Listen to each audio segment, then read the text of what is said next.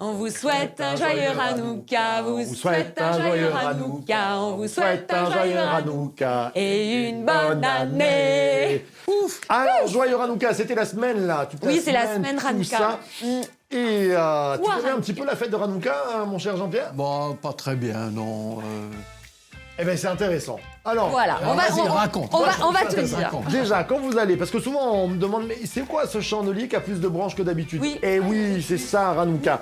En fait, normalement, il y a 7 branches sur le chandelier dans le temple, vous vous rappelez tout ça, si vous, chez le temple hébreu, et que Dieu avait donné. Mais il y a, si vous allez en Israël, des fois vous voyez des Hanoukia, c'est pas des menorahs, la menorah c'est 7 branches, Hanoukia, celle qui a 9 branches, parce que ça rappelle un miracle qui s'est passé à l'époque où il n'y a plus d'écrits en hébreu, c'est-à-dire 400 ans dans les de 400 silence. ans de silence, après Malachie, il me semble. Exactement. Ouais. Quand les Grecs sont venus s'installer, ont fait la guerre à Jérusalem, ils étaient à Jérusalem et ils entouraient le temple. Et qu'est-ce qui s'est passé, Alexandra? Parce que je sais que je te l'ai raconté. Oui, alors qu'est-ce qui s'est passé? En fait, il y avait plus vraiment d'huile et, miracle, l'huile a continué à être versée dans le chandelier et il a continué à avoir de la lumière. Exactement, voilà. Et pendant plus de jours qu'il ne fallait. Pendant plus de jours qu'il ne fallait, donc pendant 8 jours, il y a eu encore de la lumière dans le temple, alors qu'en principe, ça aurait pas dépassé 2 jours. Moi, au guide, je me rappelle encore dire, mais pourquoi 8 jours et alors on a 9 branches? Et là, ils disent, parce que Dieu est au milieu. Oh, c'est merveilleux!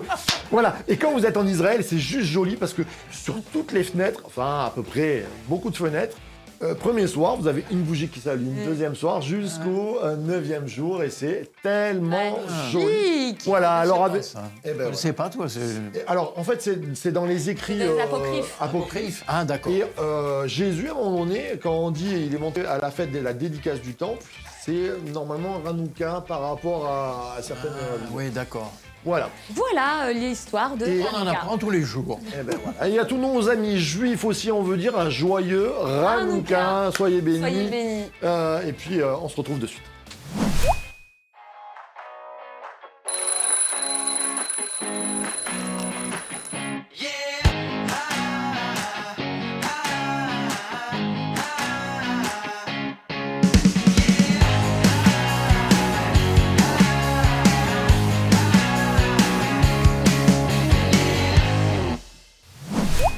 Jesus Coffee, bon matin! C'est le Jesus Coffee. C'est le Jesus Coffee. C'est la fin de la semaine. C'est le vendredi, nous sommes le 3 décembre. Exactement, on est de plus en plus nombreux parce qu'on est paru dans le Pentecôte. Alors à tous nos amis lecteurs du Pentecôte, on vous salue et bienvenue si c'est votre premier Jesus Coffee, l'émission qui réveille ta foi.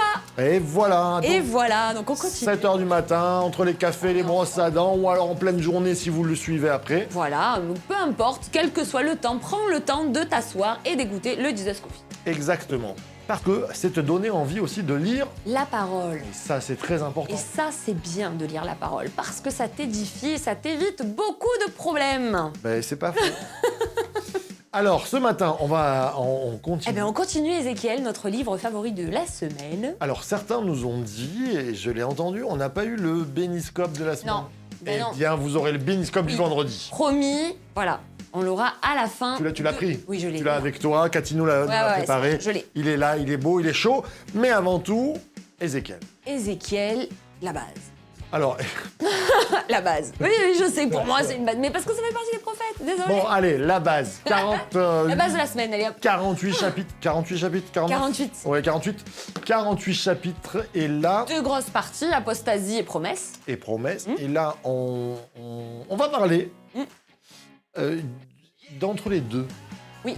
Dans l'apostasie, oui. La bénédiction. La bénédiction. Dans les moments durs, la gloire de Dieu. Exactement. En fait, il y a quelque chose de particulier qui se passe dans ce livre et qui arrive aussi à Moïse et qui arrive aussi à Daniel. C'est qu'ils ont eu des visions au tout début de leur ministère de la gloire de Dieu. Et souvent, ils ont eu ensuite d'autres révélations, dont Moïse avec la nuée, le jour et la nuit, etc. Ils ont vu la gloire de Dieu plusieurs fois. Non mais soyons clairs.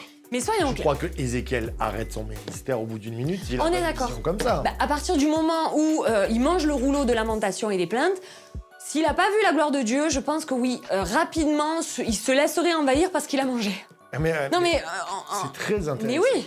Et là, si je peux me permettre de rebondir, Allez, vas-y, j'entends Patrick Salafranc qui me disait de la part d'un frère ancien, si t'as pas reçu l'appel t'écrasera. Exactement. Et à un moment donné, alors moi je crois que tout le monde reçoit un appel, mais je dirais plus, si on n'a pas reçu cette plénitude particulière de Dieu à un moment donné pour la mission, à un moment donné la mission elle nous écrase.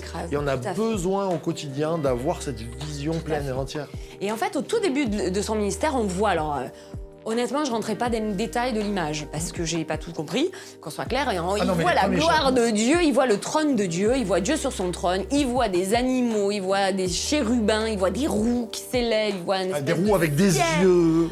Oui, avec des yeux. Enfin, voilà, il voit un espèce. Bref, c'est quelque chose de glorieux qu'il voit. D'ailleurs, il tombe sur sa face et c'est l'esprit qui dit tiens-toi debout. Il faut que tu sois debout pour marcher et pour rentrer dans la mission. Exactement. Et en fait, cette vision céleste, déjà, ça met le sceau de Dieu est omniscient, omnipotent et omniprésent. Et c'est vrai que ça a été révélé à Moïse et à Daniel. On en reparlera un petit peu de Daniel, j'aime bien. Je vulgarise, attention. Omnipotent, omniprésent, parce qu'il y a des gens qui ne connaissent pas toujours. Omnipotent, il est tout puissant, il est présent là où il veut et il sait tout, omniscient. Ouais, voilà. C'est juste pour... Donc il a cette gloire de Dieu. Et ensuite, c'est vrai qu'il mange ce rouleau dont je parlais tout à l'heure. Et ce rouleau de lamentation, comme il disait Marc, si on n'a pas cette révélation de Dieu, oui, on peut être écrasé par le ministère. Mais est-ce que ça nous arrive pas dans nos... Mais oui. Quelquefois, on prend plus le temps en tant que croyant dans nos vies. Alors même, vous allez me dire, oui, mais moi j'ai pas un ministère. Mais même pour nos familles, c'est déjà ta première église, c'est déjà un ministère que de bénir ta famille, que d'être présent. Des fois, tu te sens écrasé par la mission à accomplir. Tout à fait. Parce que je pense qu'on manque de vision. C'est la gloire de Dieu. Tout à fait. Et en fait, moi, ce que je remarque dans Ézéchiel, c'est que régulièrement, c'est compliqué. Qu'on soit clair, c'est compliqué. Il doit donner des avertissements. Et il répète à un peuple qui... pour lui, mais tout va bien en fait, mais ça va, on va y retourner.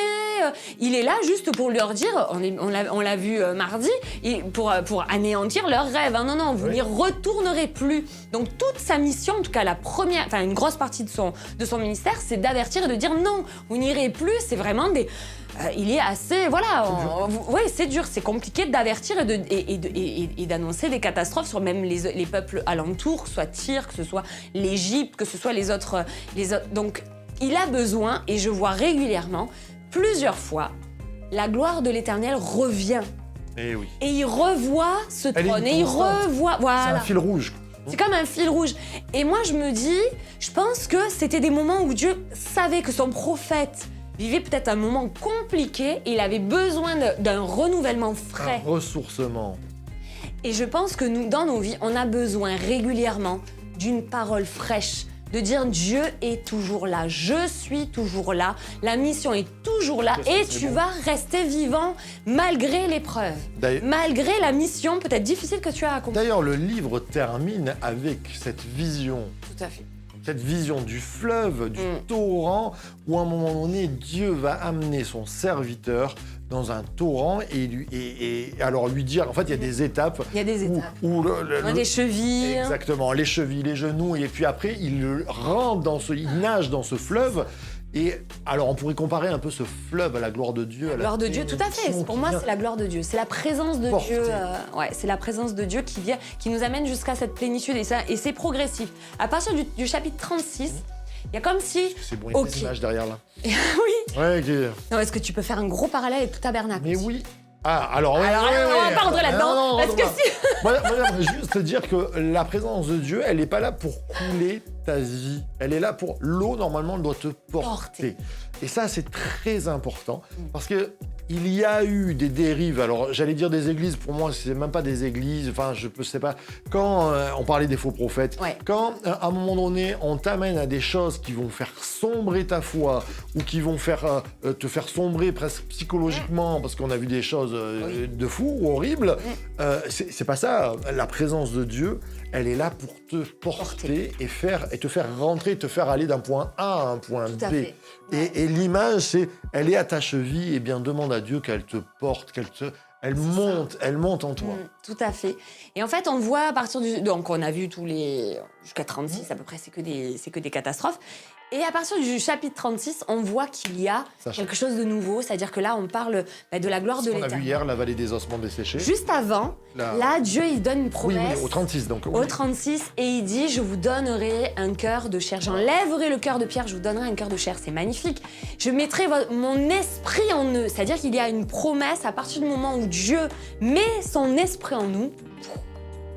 Il y a toute la promesse de restauration derrière. Ça, c'est une promesse qui touche quelqu'un que je connais très bien, je ne citerai pas ce matin, mais qui priait, je parle des conjoints, qui priait pour son conjoint, qui s'était endurci, qui était loin de Dieu.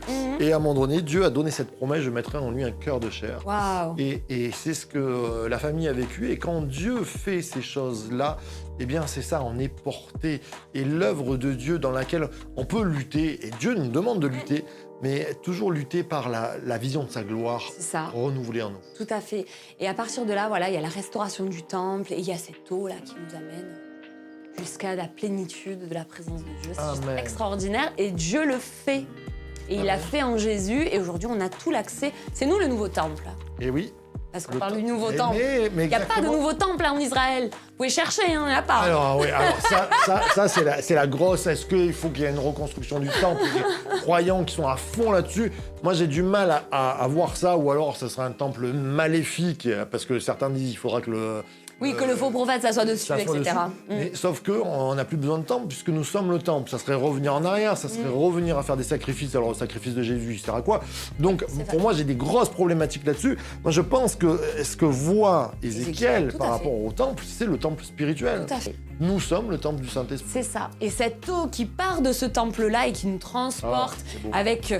la vision est magnifique, puisque l'eau va faire fleurir tous les bords avec toute cette vie qui reprend les arbres qui renaissent, etc. Il y a un truc de glorieux qui se passe, c'est-à-dire que là où passe le fleuve, là où passe la gloire de Dieu, là où nous sommes portés, la vie est amenée. La vie...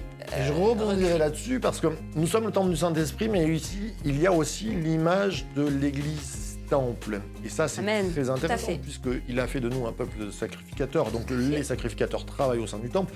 Et l'Église a cette image du temple. Et je crois que cette vision du temple-là, elle touche l'Église. C'est-à-dire que l'Église doit avoir dans son cœur oui, c'est bon. J'ai des appels. Bonsoir. C'est du direct. Au milieu du... Tu vas te taire. Au milieu de l'Église, il y a un torrent de vie. C'est ça. C'est celle du Saint-Esprit. C'est celle du Saint-Esprit. Et nous devons nous y plonger. Exact. Et tout ce que touche le fleuve, n'oubliez pas, reprend vie. Exact. Je crois que Alexandra, tu peux... ce matin, le Seigneur veut nous contacter. Ce matin, on va prier pour toi, pour moi, afin que la grâce de Dieu, le torrent de vie puisse passer et 1, te donner la vie, 2, te porter, mais donner la vie autour de toi. Amen. Amen, Alexandra. Allez, je vais prier. Seigneur, merci pour cette matinée, merci pour ta parole et merci pour les perles que nous trouvons dans ta parole. Je prie, Saint-Esprit, maintenant, pour que chacun d'entre nous puissions plonger dans ta présence, retrouver cette intimité avec toi, rechercher encore plus ta face et ta volonté pour nos vies, que chacun de nous soyons vraiment assoiffés de toi, que nous ayons faim de ta parole. Je prie pour ce feu qui vient dans nos vies, nous réveiller, que nous puissions plonger dans ta présence et être transportés et pouvoir donner du fruit et de l'abondance autour de nous. Seigneur Jésus, que notre témoignage nous précède. Seigneur Jésus, je prie vraiment que la faveur nous précède dans cette journée. Je prie aussi pour tous ceux qui peut-être ont besoin d'encouragement. Révèle-toi eux, comme tu l'as fait avec Ézéchiel. Seigneur, renouvelle encore ton engagement avec eux. Je prie que tu viennes encore te révéler des révélations fraîches qui encouragent pendant la marche, qui encouragent pendant le ministère, pendant la mission. Jésus, je prie pour chacun d'entre nous. Bénis-nous, nous sommes à ton service. Amen. Amen, que c'est bon, on est renouvelé. Oui. Et ce matin, alors, puisqu'on parlait en introduction de Hanouka, la bénédiction, la lumière qui vient sur le monde, c'est cette huile qui est renouvelée. Qui était miraculeuse. Exactement. Huile miraculeuse. Alors, vous ne le trouvez pas, comme on disait, dans la Bible, mais dans les écrits apocryphes, mais qui sont une véritable histoire. Il y a une vraie bénédiction là-dessus. Eh bien, ce matin, Le béniscope. le béniscope, Voilà. bénédiction de la Bible pour nous. Alors, on va parler Amen. à vous, mesdames. Le psaume 50... le psaume 51, pardon. C'est le matin. Crée-moi un cœur pur, ô Dieu, et renouvelle au-dedans de moi un esprit droit. Amen. J'allais dire bien disposé, mais droit. Droit, c'est bien aussi. Exactement.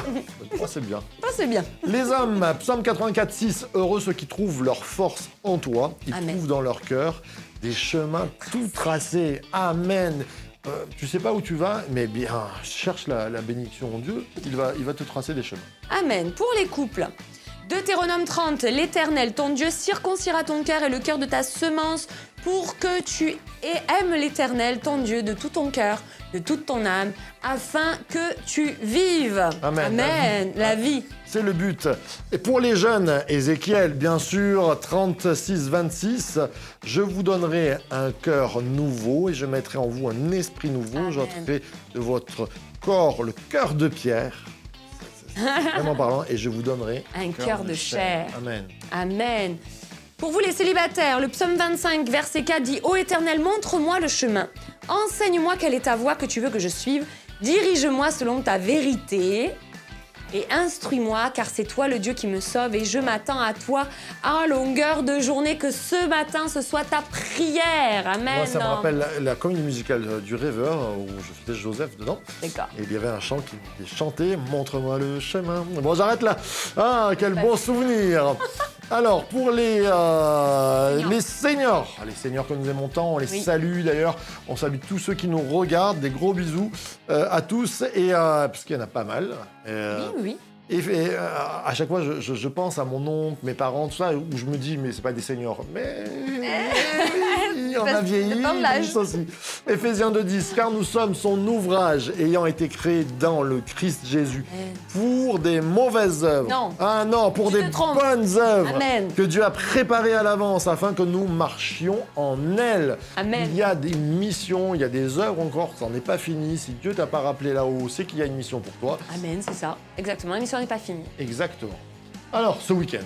Ce week-end, gros week-end. Alors, Gros week-end. Je samedi. fais un rappel déjà ce soir. Voilà, Ce soir, la jeunesse. non. Parce T'as pas de que jeunesse. on annule parce que nous partons demain à Antibes. On va à fait. rejoindre les Antibois. Donc rendez-vous on part à 17h d'ici pour aller à 18h sur Antibes. Demain, on est le 4, c'est l'anniversaire de mon fils Vincenzo. Je te fais des gros bisous. Voilà. Je Eh l'ai ben, dit. voilà. Bon anniversaire, mon petit neveu. Et puis, Et puis, on se voit demain. Alors bon, on fait plein de trucs là. choses, il y a Demain, des à l'église, vous pouvez venir nous voir. Il va y avoir des belles Et puis, surprises. dimanche, on a un invité. Et dimanche, on a un invité. Alors, Oui. certains vont me dire, vous avez des invités tout le temps. Ben là, c'est tombé dans le calendrier comme c'est ça. comme ça. Hein, en ce Et moment, on est heureux d'avoir Monsieur Pentecôte. Voilà, pour ceux qui s'en rappellent. Voilà, un gros bisou. On se retrouve lundi. Et puis, Source de vie, the church to be. soyez bénis. Bye. Salut.